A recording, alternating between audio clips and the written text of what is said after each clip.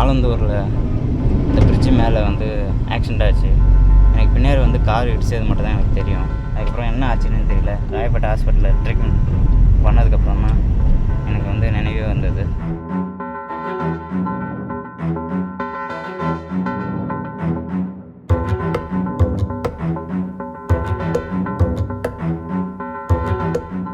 நடிகர் Bobby சிம்ஹாவின் car மோதியதில் 6க்கும் மேற்பட்ட வாகனங்கள் சேதமடைந்திருக்கிறது.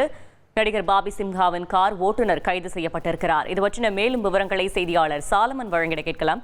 சாலமன், வணக்கம். இந்த விபத்து தொடர்பான மேலும் தகவல்களை சொல்லுங்க. நேற்று இரவு ஆலந்தூர் மெட்ரோ அருகே ஒரு கார் வேகமாக சென்று அங்கிருக்கக்கூடிய 2 இருசக்கர வாகனங்கள், 2 ஆட்டோக்கள், 2 கார்கள் உள்ளிட்டவை மோதி அதன் பின்பாக விபத்தை ஏற்படுத்திவிட்டு அங்கே மோதி வந்து நின்றது. இந்த சம்பவம் தொடர்பாக அருகில் இருக்கக்கூடிய பொதுமக்கள் உடனடியாக அந்த கார் ஓட்டுநரை பிடித்து விசாரணை மேற்கொண்டனர். மேலும் இது தொடர்பாக பொதுமக்கள் அளித்த தகவலின் பேரில் மவுண்ட் போக்குவரத்து புலனாய்வு பிரிவு போலீசார் சம்பவ இடத்திற்கு சென்று விசாரணை மேற்கொண்டனர்.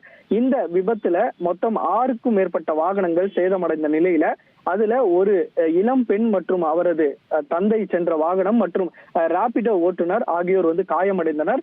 இந்த 3 நபர்களும் சிகிச்சைக்காக ராயப்பேட்டை அரசு மருத்துவமனையில சேர்த்த பின் இந்த விபத்தை ஏற்படுத்திய நபரை பிடித்து விசாரணை மேற்கொண்ட போது இந்த காரானது நடிகருமான பாபி சிம்ஹாவின் ஓட்டுநர் என்பதும் அவரது காரை எடுத்துக்கொண்டு பாபி சிம்ஹாவின் தந்தையை விட்டுவிட்டு அதன் பின்பாக இவர் மது போதையில காரை ஓட்டி இந்த விபத்தை நிகழ்த்தி இருப்பது போலீசாரின் விசாரணையில் தெரிய வந்தது.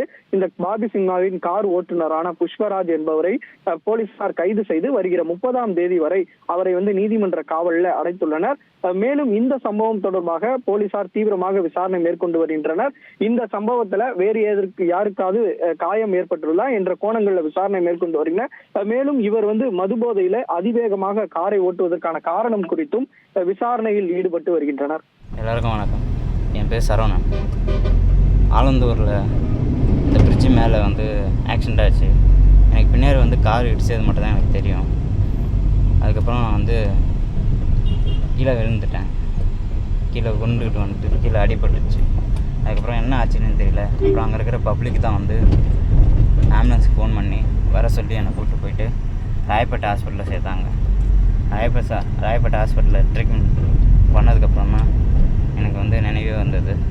அதுக்கப்புறம் தான் வந்து என்ன ஆச்சுன்னு எனக்கே தெரியும். அதுக்கப்புறம் போலீஸ் வந்தார்.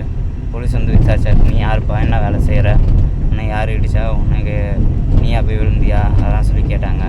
இல்லை சார், எனக்கு கார் இடித்தது மட்டும் தான் தெரியும். அதுக்கப்புறம் எனக்கு மயக்கம் வந்துடுச்சு, என்ன நடந்தது எனக்கு தெரியாது அப்படின்னு சொன்னேன்.